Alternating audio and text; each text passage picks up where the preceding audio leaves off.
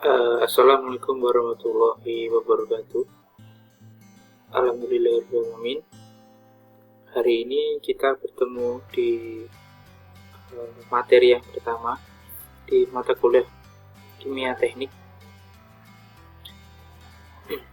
Pada mata kuliah yang pertama ini kita akan sedikit membahas tentang beberapa larutan yang ada di kimia sebagai dasar dan pengenalan sekaligus review untuk mungkin yang sudah menerima materi ini di jenjang sebelumnya. Kita bisa lebih banyak berdiskusi, tapi paling enggak saya sampaikan dulu untuk awalan dan sebagai atau sekaligus review ya untuk materi yang akan kita bahas. Oh ya, saya juga menyampaikan soal presensi. Untuk presensi di e-learning itu karena memang sangat susah ketika pada jam-jam sibuk, mungkin juga digunakan oleh pengguna lain di course ataupun mata kuliah lain dan mahasiswa lain, itu maka agak down secara website. Jadi untuk presensi yang kemarin itu hanya 1 jam dari jam tayang, akan saya perpanjang ya selama 4 jam dari jam tayang. Jadi tolong tidak ada lagi alasan untuk tidak presensi, sehingga untuk administrasi ini dapat kita selenggarakan dengan baik dan lancar tanpa ada beberapa hal yang bisa menghambat seperti itu. Dan tolong ini diperhatikan ya, walaupun presensi itu seperti mudah, sederhana, tapi efeknya ketika tidak presensi itu besar. Jadi saya dan pernah mengingatkan bahwa apabila tidak presensi dan kurang dari jumlah pertemuan yang ada itu, nanti akan saya hitung untuk tidak ikut di ujian tengah semester atau ujian akhir semester. Jadi tolong diperhitungkan untuk tidak presensi. Kalau walaupun ada izin ya, maksud saya ada keperluan, tapi tetap kalau ada keperluan izin ke saya, bukan tidak presensi, seperti itu.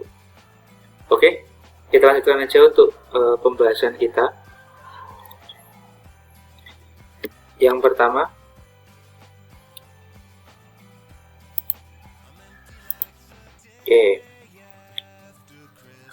proses kimia itu sebenarnya ada di sekitar kita ya.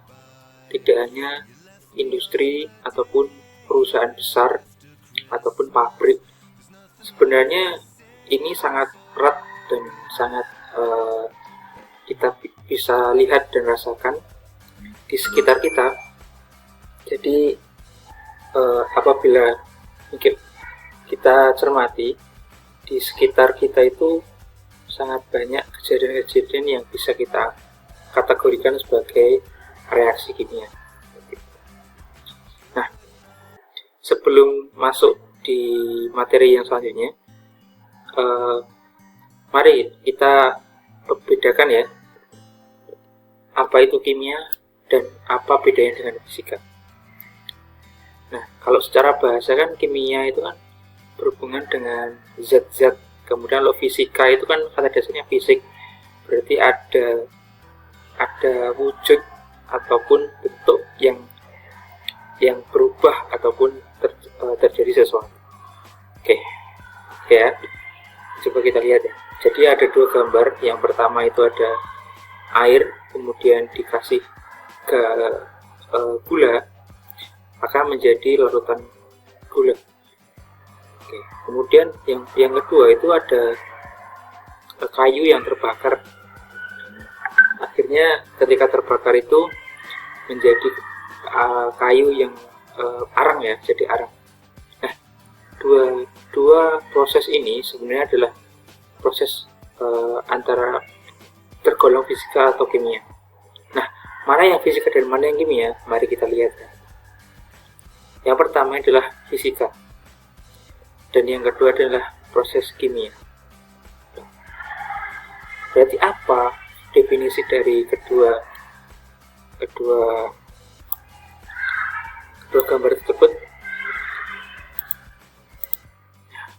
Jadi, perubahan fisika adalah perubahan materi yang tidak disertai dengan perubahan zat yang jenisnya baru. Kalau yang kimia adalah perubahan materi yang menghasilkan jenis dan sifat materi yang berbeda. Jadi, ketika air dengan gula dicampurkan ya tetap menjadi cairan gula. Tapi kalau kayu yang terbakar itu selain berbeda materi, itu juga berbeda zat, seperti itu. Jenis dan jenisnya berbeda, materinya juga beda, seperti itu. Itu yang disebut dengan perubahan kimia. Nah, kalau di otomotif nanti kita juga sedikit membahas tentang bagaimana proses kimia yang ada di motor ya, motor bakar. Karena sebagai orang yang jurusannya otomotif, mungkin di sini ada yang dari akuntansi, tapi paling tidak untuk perkuliahan ini posisikan diri Anda itu sebagai orang yang akan belajar otomotif. Jadi jangan ragu untuk mempelajarinya, dan jangan wah saya nggak bisa, tenang aja, nanti ada beberapa teman yang juga udah bisa ataupun bertanya ke saya. Jadi walaupun ini hal baru untuk yang mungkin basicnya bukan SMK dan SMK-nya bukan otomotif, tidak apa-apa, nanti kita belajar bareng-bareng untuk bisa seperti itu. Jadi ini ada beberapa unsur ya. Yang pertama adalah api, ada udara, dan ada bahan bakar. Ada unsur ini yang akan ada di pengapian ya, seperti itu. Tapi nanti ini sebagai gambaran aja, nanti untuk lebih lanjutnya atau detailnya kita akan bahas di pertemuan selanjutnya, seperti itu. Kemudian ini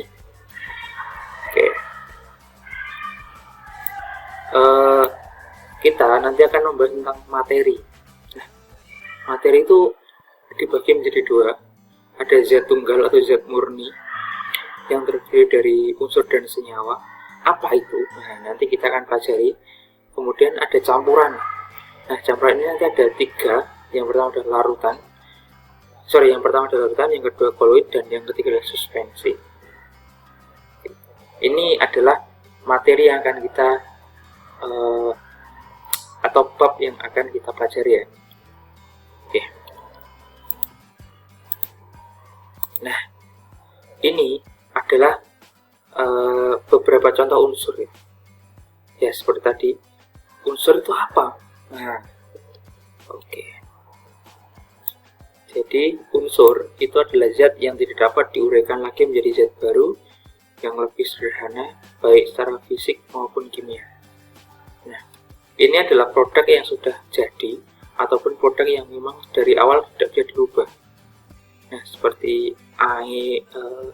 air, kemudian nitrogen itu memang dari awal memang tidak bisa dirubah, tetap seperti itu ya, seperti itu.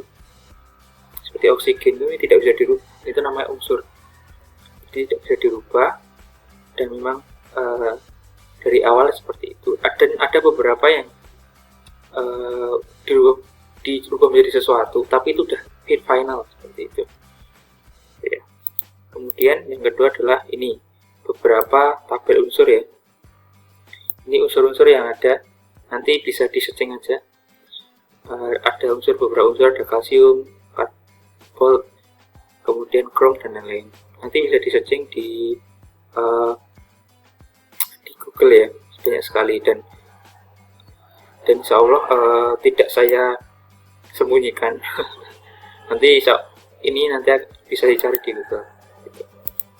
Kemudian kalau bicara unsur, kita akan bicara tentang logam dan logam. Kemarin sudah saya sedikit bahas bagaimana itu menjadi tugas ya. Jadi kemarin tugas untuk yang pertama itu cara membedakan logam dan non-logam. Nah, seperti ini ya.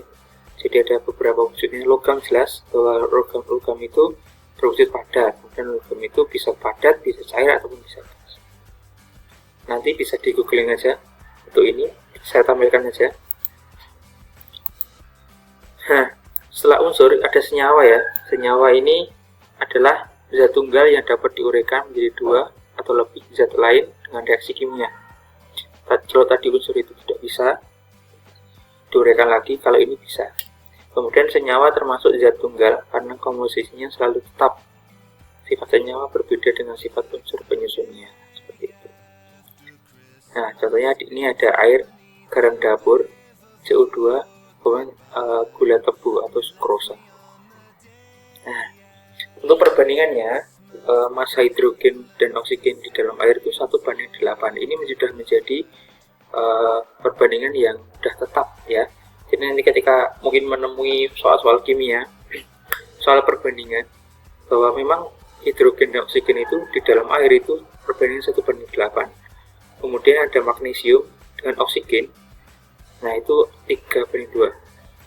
Jadi nanti mungkin kita akan masuk di beberapa soal yang akan membahas bagaimana perbandingan dua ini berfungsi ketika perhitungan. Gitu. Campuran, setelah tadi adalah unsur, larutan, kemudian ini ada campuran. Nah, campuran ini tidak ada bidang batas antara komponen dan penyusunnya. Komposisi di seluruh bagian adalah sama. Jadi campuran ini kan merupakan dua buah larutan ya, yang menjadi satu, kemudian menjadi zat baru, seperti itu. Nah, contohnya di sini ada beberapa ya, seperti itu. Itu adalah campuran.